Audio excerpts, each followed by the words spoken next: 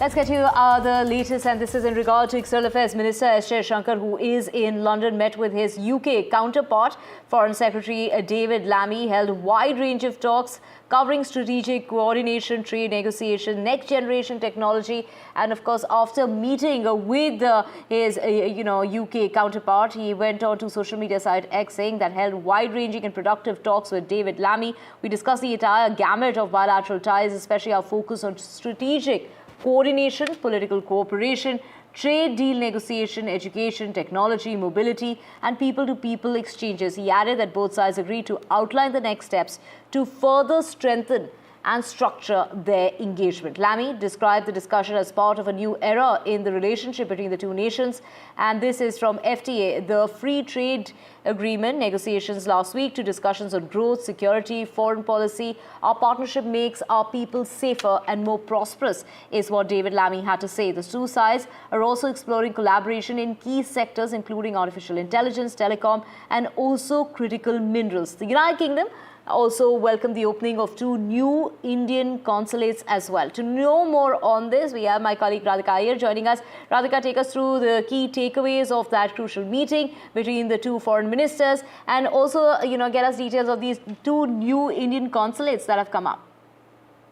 In London's Chatham House, an independent policy think tank, Dr. Jaishankar, Minister of External Affairs of India, was in conversation with former journalist and director at this particular think tank.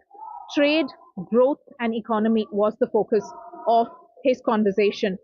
Starting off the conversation, he set the tone by saying that Donald Trump, US President's priorities are ones which suit India on 2 particular aspects, that energy is one that is trying to be made reasonable, which suits India, and of course the focus on technology is one again which he termed as a game changer. Continued conversation on trade led to the question on free trade agreement with the United Kingdom. Post Brexit and post the changes of several governments, there were questions asked on just how much longer before India can sign that free trade agreement with Britain.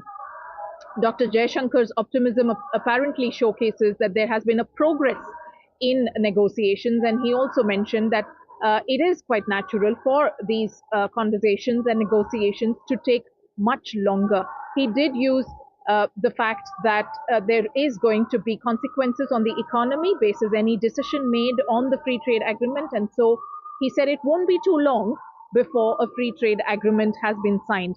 But there is a positive note, according to Dr. Jaishankar, that ministers, including the top officer here, Keir Starmer, the Prime Minister of the United Kingdom, has showed consistent interest in concluding and finalizing the free trade agreement with India. There was another question asked on whether India would be playing a role in negotiating between the 2 nations, Ukraine and Russia. Dr. Jaishankar's response was that at the moment there is no peace plan, and that until now India had been playing quite a role where it has been honest, where it has been seeking consent from both parties before sharing discussions, and if needed, help was offered. But that at the moment, he said, I'm not sure, quote unquote. Several questions really around BRICS, around the region that India comes from, how it aims to sort of stabilize the relationship with China. These were some of the questions that he did take. Some questions also on whether multipolarity needs a common currency, to which at the moment he said that BRICS doesn't have quite a shared opinion. In fact, the opinion is that according to nations within BRICS, including the new members, the opinions are quite different and diverse. Of course, the question on India being one of the biggest democracies, but questions being raised on whether minorities were feeling safe, whether there was democracy upheld in its true value, and that he dismissed as one which many were asking to play politics. Radhika Iyer from London, NDTV. And of course, there were a range of topics that were discussed, and the key takeaways, like Radhika was mentioning, is enhancing the bilateral relationships between the two nations, saying that this is a new high when it comes to the bilateral relationships with two Indian consulates that have opened in the United Kingdom, including in Manchester. Let's get you all the details of that very crucial meeting that took place in the United Kingdom. London's Chatham House, right there, is an independent public policy think tank, one which over the last 100 years has pioneered in conducting conversations of rather disruptive nature on international politics. Today's conversation with Dr. Jaishankar, External Affairs Minister of India, was rather one to gauge India's ambition at a time it has growth aspirations, one which are expanding vis-a-vis trade and business, of how the UK and the US fits in. And if I were to look at some of the big priorities of this president, many of them actually work for us. He seems to be, for example, committed to keeping energy prices reasonably affordable and stable. We welcome that. He is putting a lot of emphasis on tech, on the development of tech, on the use of tech as a game changer in global politics. I think that offers a lot of possibilities, for us. To a pointed question on whether tariffs could be slashed for car makers. As I said, we have an understanding that we would be negotiating a bilateral trade agreement with the United States. So that process would unfold. Our trade minister is there holding discussions right now. So one has to see where that goes. In London's Chatham House, an independent policy think tank, Dr. Jaishankar, Minister of External Affairs of India, was in conversation with former journalist and director at this particular think tank. Trade, growth and economy was the focus of his conversation. Starting off the conversation, he set the tone by saying that Donald Trump, US President's priorities are ones which suit India on two particular aspects, that energy is one that is trying to be made reasonable, which suits India, and of course the focus on technology is one again which he termed as a game changer. To accelerate this, I got a clear message. I also met Secretary Reynolds.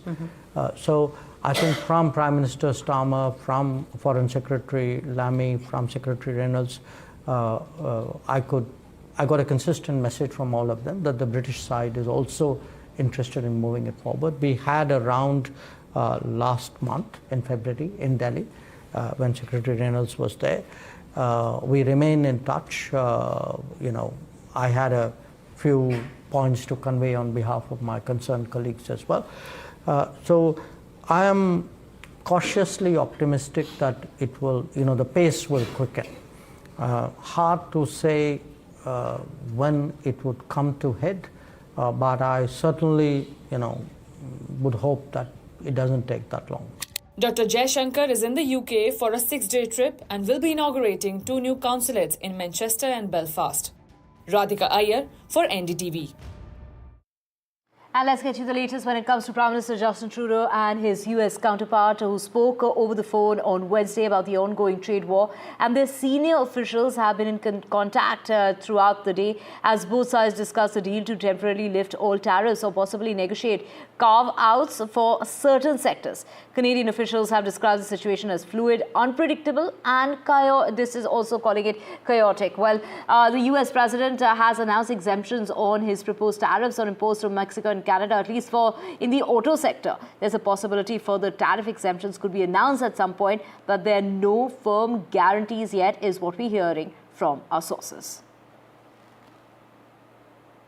Now, US President Donald Trump has announced a 1-month exemption for automakers in Canada and Mexico from his new 25% tariffs, but only if they follow existing trade rules under the United States-Mexico-Canada agreement.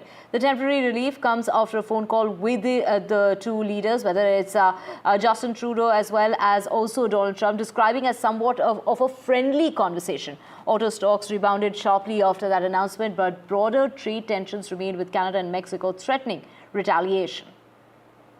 My colleague Maha Siddiqui joining us on the phone line. Of course, Maha, thank you so much for joining us from Vancouver. We did hear, Donald Trump rejecting an attempt by Canadian Prime Minister Justin Trudeau to halt the 25% tariffs on products from Canada and Mexico, calling the efforts being made by Justin Trudeau not good enough. However, the auto sector has got a temporary relief of a month. That's correct. And this conversation between the two, the first conversation after the 25% tariffs went into effect, and after they sent shockwaves in stock markets, and also automakers then urging the US administration that they should at least waive some of the tariffs for them. These are for auto parts coming in from the Canadian side, which have now been granted some amount of relief. These are three car makers, General Motors, Ford and Stellantis, that have got this exemption for a month. Now, this conversation between Prime Minister Justin Trudeau and Donald Trump, as I pointed out, lasted 50 minutes, after which there were conversations that continued between officials of both the sides. In fact, the Secretary of State, Marco Rubio, had a conversation with Melanie Joly, the Foreign Minister of Canada, as well. And they said that they discussed issues related to trade and broader cooperation between the two sides. Marco Rubio's statement from the State Department then saying that US does value the relationship with Canada and will work for broader relationship with the country.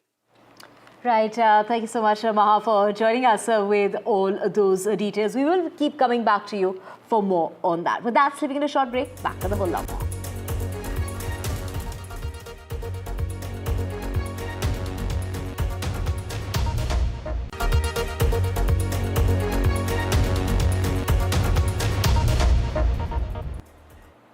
Welcome back. The head of Ukraine's presidential office and Trump's national security advisor held a telephonic conversation and discussed the location and date of negotiations with Russia. Earlier, United States paused the intelligence sharing with Ukraine, impacting the flow of vital information that Kyiv uses to repel invading Russian forces. This is what has been confirmed by the CIA. We have Ray Locker, journalist and author, joining us. Ray, after halting military aid to a sharing of intelligence with Ukraine, the pressure on Ukraine is mounting to come back on the table. Oh, absolutely. I mean, this is basically blinding Ukraine in its ability to fight back against the Russian invasion. And it's all part of Trump's efforts to force Ukraine to basically succumb to Russia. I mean, any other way you look at it, they're not doing anything to force Russia to do things. They're weakening Ukraine, the country that was invaded. Right. Thank you so much, Ray, for joining us with those details.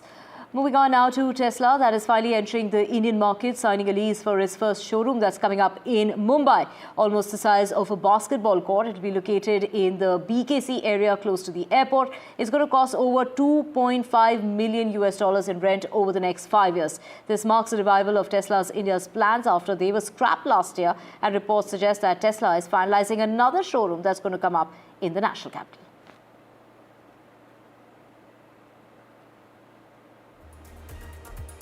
And with that, we're slipping into a short break. Thank you so much for watching NDTV World. We'll be back tomorrow morning, same time, same place.